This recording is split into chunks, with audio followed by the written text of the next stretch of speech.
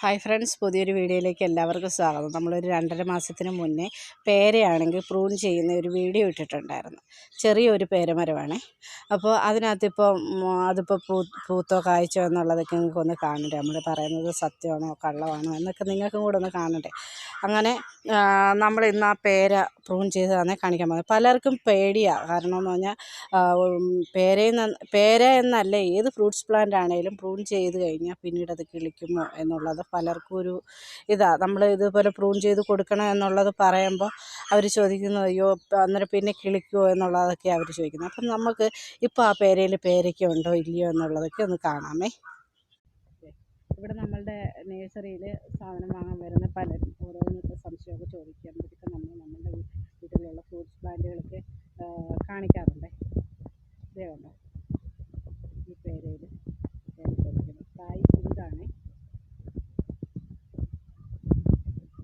ഇതിനകത്തെന്ന് പറഞ്ഞാൽ നിറച്ചും ഓരോ ശിഖരത്തിലും ഒരു 5 പേരയ്ക്ക് കൂടുതൽ, ഓരോ ശിഖരത്തിലും ചെറുത് മുതൽ വലുത് അങ്ങനെ.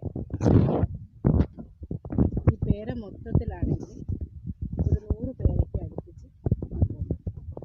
ഇത് വളരെ ചെറിയൊരു പേരമരമാണ്. കൈവിട്ട് പറിക്കാവുന്ന, എല്ലാം കൈവിട്ട് പറിക്കാവുന്ന ദൂരത്താണ്. കയ്യെത്തും ദൂരത്ത് പേരയ്ക്കോ എന്നൊക്കെ പറഞ്ഞ് നമ്മൾ വീഡിയോസ് ഇട്ടിട്ടുണ്ടായിരുന്നു.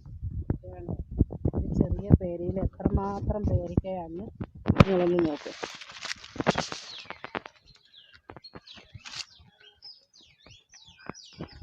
പേര മാത്രമല്ല, ഏത് ഫ്രൂട്ട് പ്രൂൺ ചെയ്ത് കൊടുക്കാമേ.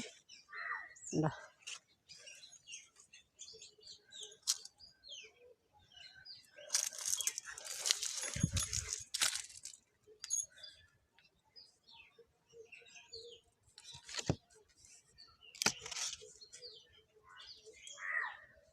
വേണ്ട. ഇതെന്ന് പറഞ്ഞാൽ ചെറിയൊരു വീഡിയോ, അതുകൊണ്ട് ഇപ്പോൾ നിങ്ങളെ എല്ലാ പേരയ്ക്കും കാണിക്കാൻ പറ്റിയില്ല. കാരണം നമ്മളിതൊരു ഷോർട്ടായിട്ടല്ലേ ഇടുന്നത്. അപ്പോൾ നിങ്ങളുടെയും വീട്ടിൽ ഇതേപോലെ പൂക്കാത്തതും കായ്ക്കാത്തതുമായിട്ടുള്ള ഫ്രൂട്ട്സ് പ്ലാന്റുകളൊക്കെ ഉണ്ട് എന്നുണ്ടെങ്കിൽ നിങ്ങളും പ്രൂൺ ചെയ്ത് കൊടുത്താൽ മതി. അത് നിറയും പൂത്ത് കായ്ക്കും. അപ്പോൾ ശരി ഫ്രണ്ട്സ്, പുതിയൊരു വീഡിയോ ആയിട്ട് വീണ്ടും കാണാമേ.